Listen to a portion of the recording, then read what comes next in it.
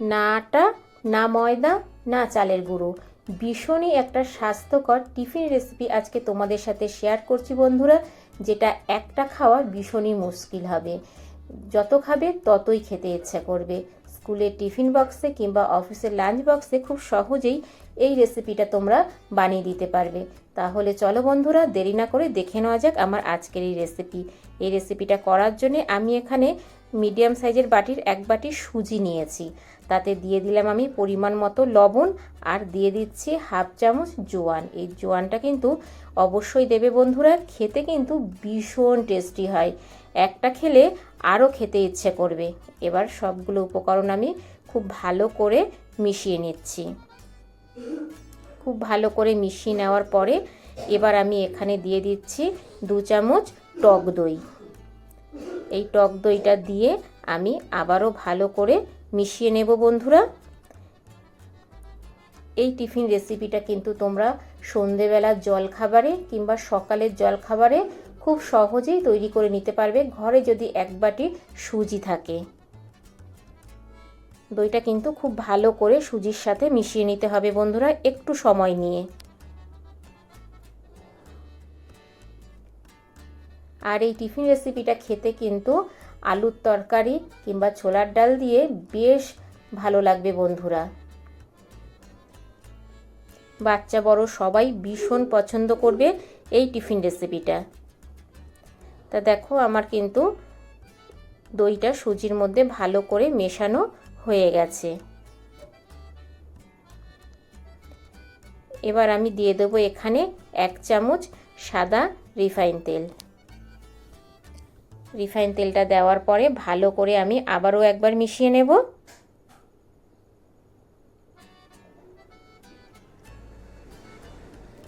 এবার আমি অল্প অল্প জল দিয়ে একটা ডো করে নেব। তবে বন্ধুরা জলটা কিন্তু উষ্ণ গরম নেবে। একদম উষ্ণ গরম জল নিলে পরে কিন্তু ডোটা একদম পারফেক্ট হবে। ভালো করে আমি জলটা দিয়ে মিশিয়ে নিচ্ছি।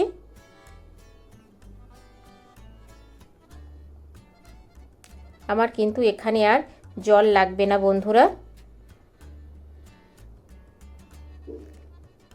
এবার আমি চামচটা সরিয়ে হাত দিয়ে ভালো করে একটু মেখে নেব। এইভাবে হাত দিয়ে একটু চেপে চেপে মেখে নিতে হবে।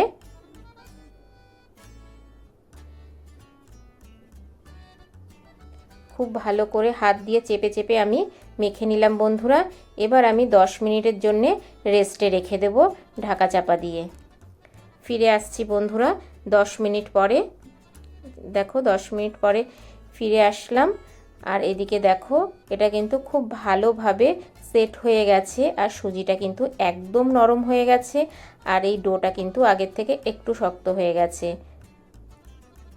এবার দেখো এখানে আমি সুজি গুঁড়ো করে রেখেছিলাম, সেটা দিয়ে দিচ্ছি আমি 2.5 চামচ। তবে সুজিটা কিন্তু আমি অফ ক্যামেরায় একটু হালকা ভেজে মিক্সিতে গুঁড়ো করে চেলে নিয়েছিলাম বন্ধুরা। এটা কিন্তু অবশ্যই তোমরা এইভাবে করে নেবে। আবারও ভালো করে আমি মেখে নিচ্ছি। সুজিতে যেটুকু জল ছিল এই সুজির গুঁড়োটা দেওয়ার ফলে কিন্তু একদমই জলটা টেনে নেবে, আর নরম ভাবটা থাকবে না। এইভাবেই খুব ভালো করে কিন্তু মেখে নিতে হবে। আবারও যত ভালো করে ডোটা মাখা হবে এই টিফিন রেসিপিটা কিন্তু ততটাই ভালো হবে বন্ধুরা। দেখো খুব ভালো করে আমার মাখা হয়ে গেছে। এবার দেখো এখানে আমি বেলুন চাকি নিয়েছি। এখানে প্রথমে আমি একটু তেল মাখিয়ে নিচ্ছি। তেল মাখিয়ে নিলে পরে কিন্তু এটা আর লেগে যাবে না। খুব ভালো করে মাখিয়ে নেওয়ার পরে আমি ডোটা নিয়ে নিচ্ছি। ডোটাকে আবারও একটু ভালো করে মেখে নেব। ভালো করে মেখে নেওয়ার পরে কিন্তু আমি এখান থেকে লেচি কেটে নেব। দেখো আমি লম্বা করে নিলাম প্রথমে।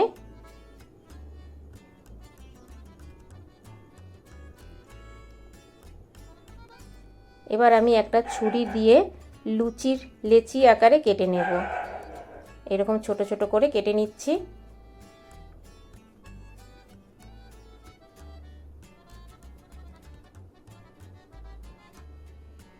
দেখো বন্ধুরা কতটা পারফেক্ট হয়েছে।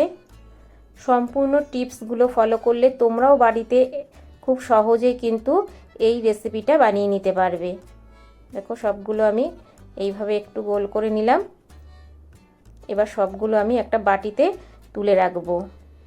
তুলে রেখে এখান থেকে একটা নিয়ে বেলবো। প্রথমে একটু আবারও ভালো করে হাত দিয়ে গোল করে নিচ্ছি।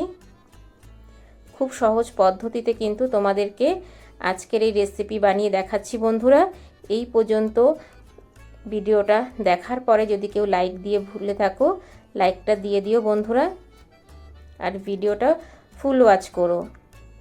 আর যদি বেশি ভালো লাগে তোমাদের বন্ধু বান্ধব আত্মীয় স্বজনের কাছে শেয়ার করে দিও, কারণ তোমাদের একটা শেয়ার একটা লাইক আমাকে অনেক দূর পর্যন্ত এগিয়ে নিয়ে যাবে।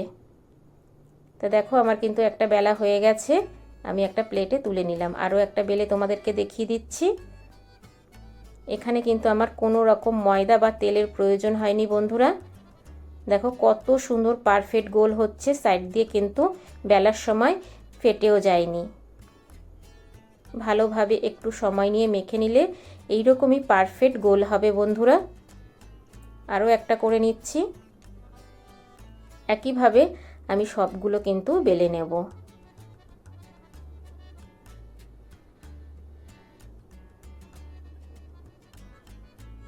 এই দেখো বন্ধুরা প্লেটে তুলে নিলাম। একইভাবে আমি সবগুলো বেলে নিলাম। আমার কিন্তু বেলা হয়ে গেছে। দেখতেই পাচ্ছ কতটা সাদা আর কতটা পারফেক্ট হয়েছে। এবার আমি এইদিকে গ্যাসে তেল গরম করতে বসিয়ে দিয়েছি বন্ধুরা। তেলটা কিন্তু খুব ভালোভাবে গরম হয়ে গেছে। এবার গ্যাসের ফ্লেমটা একদম লো করে দিয়েছি।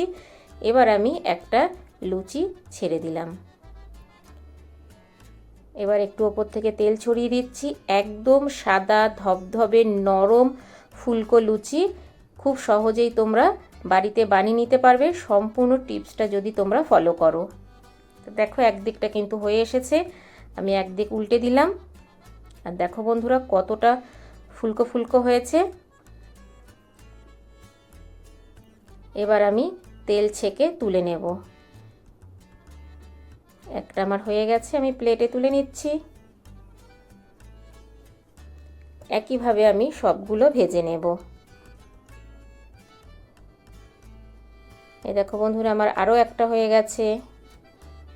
এইভাবে সবগুলো ভেজে তুলে নিচ্ছি।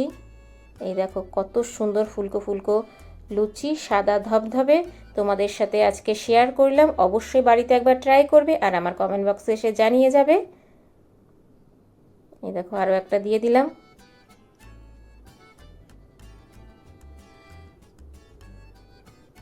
এই দেখো ওপর থেকে একটু তেল ছড়িয়ে দেওয়াতে কত সুন্দর ফুলে গেছে।